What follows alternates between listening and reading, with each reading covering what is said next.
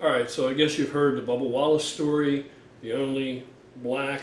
I don't mean to offend anybody, but he's half black, or I don't know. He's black.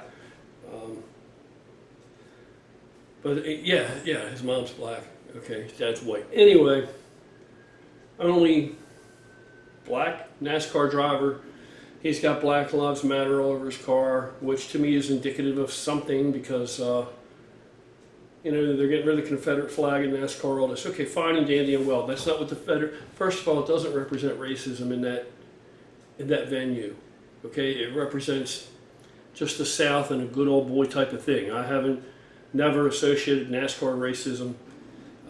I understand the flag represented the Confederacy. It was a long time ago.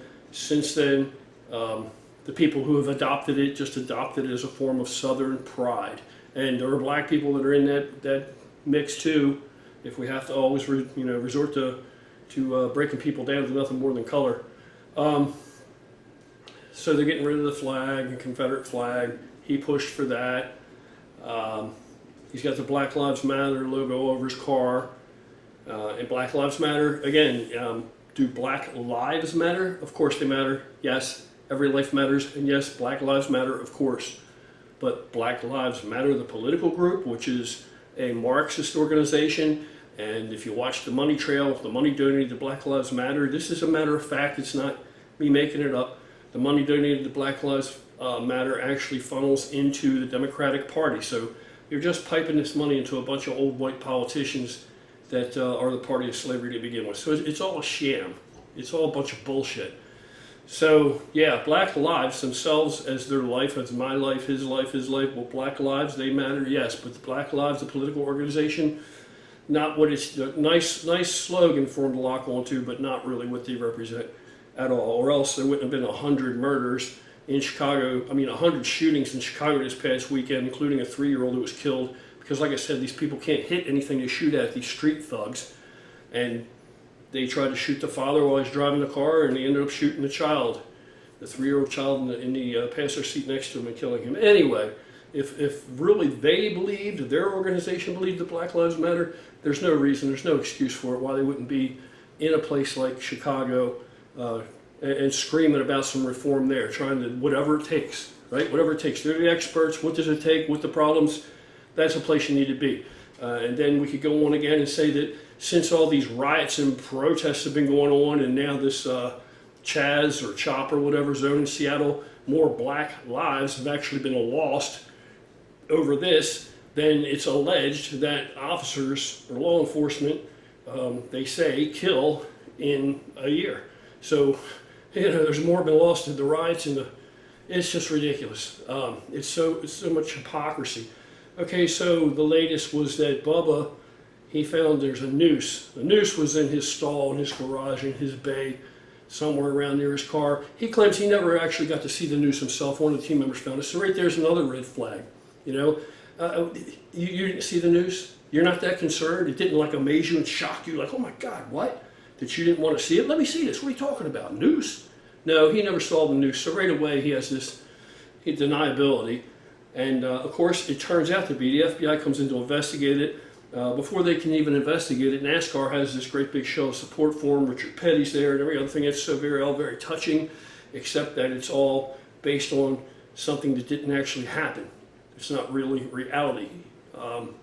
Turns out, you see all the other media outlets are going to show you, well, it turned out, thank heavens, that it wasn't a hate crime. The FBI ruled it wasn't a hate crime. This noose had been there long before, Bubba got either placed into this garage or whatever, right? Nobody would have known he was coming in this garage. So then you have other people on TV, well, how comes there's still a noose there? Well, because the whole story, they don't show you the whole thing that the FBI said, or the pictures. The whole story is that this noose was the pull rope on the garage bay door to close it.